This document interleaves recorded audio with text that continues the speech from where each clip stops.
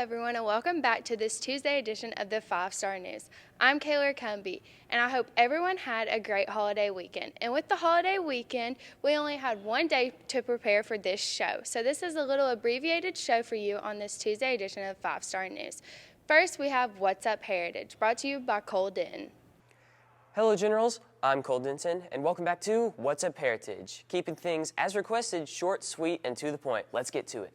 Quick reminder for Cohort B students that Part 2 of the math test is on Thursday, January 21st. A quick reminder to be ready. I believe in you. Also, students, if you are interested in more news by your fellow students, check out the General Journal. Find all sorts of articles and adventures through every story. You can find it on hhsgeneraljournal.com. Now on to our weather forecast. Today should be mostly cloudy with a high of 55 and a low of 36. Wednesday should be sunny with a high of 52 and a low of 37. Thursday, there'll be a 50% chance of rain with a high of 52 and a low of 37. Friday should be partly cloudy with a high of 52 and a low of 30. And Saturday should be sunny with a high of 52 and a low of 32. Now I'll send you back to Kayla Cumbie for more news. Thanks, Cole. Looks like we're going to get some rain towards the end of the week, but I sure hope not. Moving on into the news now, and we're going to start you off today with what some of our staff here at HHS did over the long holiday weekend. Here's 5-Star News reporters Daniel Fleming, Lindsay Davis, and Braden Frady with more. MLK Day yesterday, you're supporting the ATL with Trey Young. What'd you do yesterday on MLK Day, man? Man, I just watched the Hawks dominate their game. I also watched some NFL this weekend. I watched the playoff games. I watched the Chiefs beat the Browns. Patrick Mahomes got injured. I also watched the other game, and then I really just hung out with my friends and just chilled all day. So you were able to take advantage, I guess, of the extra day off, get some rest, and watch some sporting events, it sounds like. Right, and then I just went out to the field, threw some football with Jacob Lozano. That's pretty much it. So over the weekend, I got to dance Friday night at the basketball game, and that lasted a pretty long time. And then Saturday, I got to go out of town with a friend and visit her grandma in Atlanta. So that was fun, getting out of Ringgold, Georgia. Then Sunday, I sadly had to work, so my whole weekend was really jam-packed and really tight. So Monday, I finally got a day off and didn't have to come into school. So I got to just rest a little bit and spend time with my family at home. What did you get to do over the weekend? I know you said you had some deal with your truck. So I had an accident with my truck trying to take my friend home. Rear-ended a Toyota Tacoma. And after that, got it working, put it back together, put a new speaker in, and trying to work on putting a light bar on it. So you spent your whole holiday weekend working on a truck. Yeah, I got to get back up and running. So when's it going to be running? It is running now. It's in the parking lot. I drove it here. I got a minivan I'd like for you to take a look at then. I'm not your guy. So yesterday I really just worked, and I went out to eat also yesterday at El Trio, which was fun. And then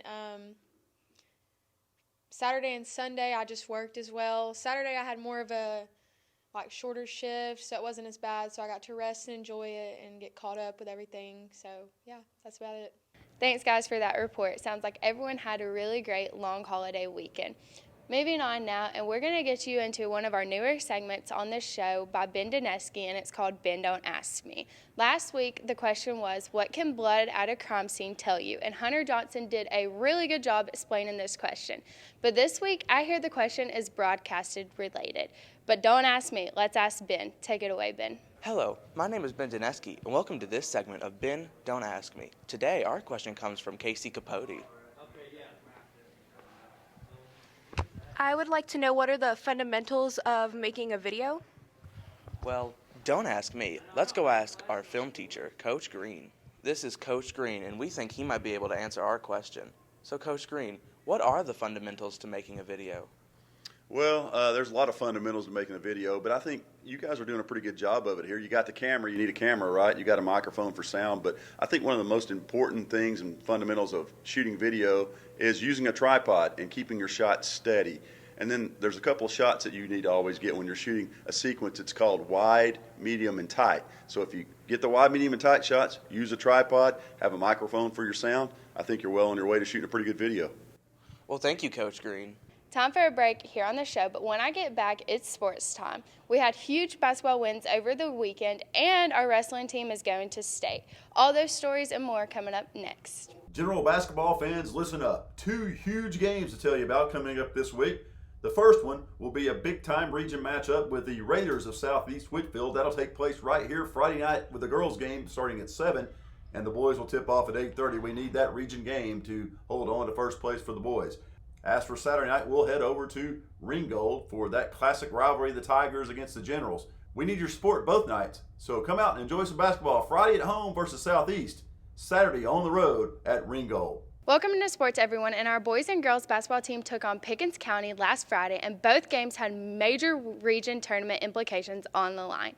The boys were trying to make it a clean sweep over the Dragons and maintain their 1-game lead in the region standings, while the girls were out for a little revenge on the Dragonettes after getting blown out the first time the two met last month.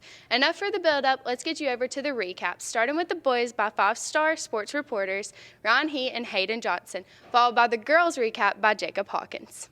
The Pickens game Friday night was really a battle. It was a tough game, nip and tuck the whole way. Both teams pretty good. It was really a battle for first place in the region. We had beaten them up there on a last-second shot by Cooper Terry. And this game Friday night was just like that. It was back and forth. It was tight. It was low scoring, a lot of defense. But you got to give credit to our guys. They really hung in there and won the game late, to be honest. I mean, that game could have gone either way, and we're fortunate enough to get the win. It keeps us at first place in the region, so we're excited about that. We're happy for the guys because anytime you're in a game like that, every possession counts, and we really took care of the ball after that first quarter and made the plays we needed to make to get the big win, and that keeps us kind of in the driver's seat for the region tournament. We've got a couple of big games coming up at the end of the week with Southeast Whitfield on Friday, and then that team from over there across the interstate, Ringgold, on Saturday. So we're looking forward to those, but that Pickens win was huge. We had to have it, and the guys came through and got it. So we're proud about it, and we're looking forward to the end of the week. So we played Pickens Friday, and we got a big region win, beat them the second time. So we took back top spot in the region. It's a really big win. Team played very good the whole game, really stuck to the game plan and carried it out, caught the dub. Friday we play Southeast at home. We beat them by 20 or more last time we played them at their place. I think we should get the dub against them and keep going strong in the region. Hopefully we can continue this win streak that we got on. Played Pickens County. So the evening started off with some motivation by our JV team. Played with 5 players, as Mr. Bradford was saying on the announcements this morning.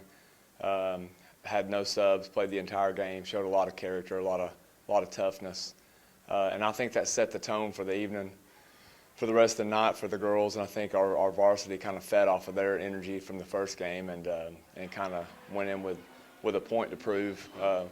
Didn't fare well when we went down there to play at Pickens about 6 weeks ago. Lost by 46.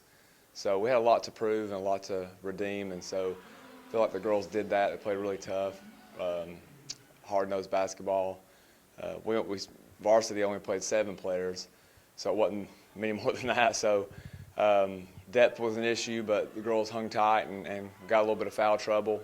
Still need to clean a few things up offensively. But I thought they really fought and played hard and competed at the highest level and came out with a big region win against a really good basketball team. So this was a proving game for us, not just to prove to them that we were better than that, but to just mainly prove to ourselves that we were better. So congrats to both the guys and girls squads, and good luck this weekend. To cheer now, and our competition cheer team was also busy over the weekend as well, as they took part in the Pepperell Cheer Classic on Saturday. The girls would take on Troop and Northwest Whitfield High School. How'd they come out? We have Jamie Harvey with the answers. Hey guys, this is Dr. Scott. I was going to give you an update on the cheer competition this last weekend. The girls went down to Pepperell. They got first place. They did outstanding, hit all their stunts, spirited. The tumbling was pretty strong.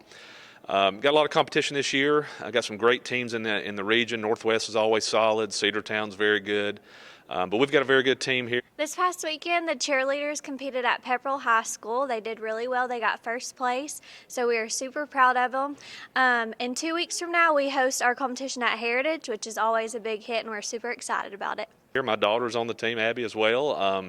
Just some of the girls have improved so much over the last few years. The team's working well together.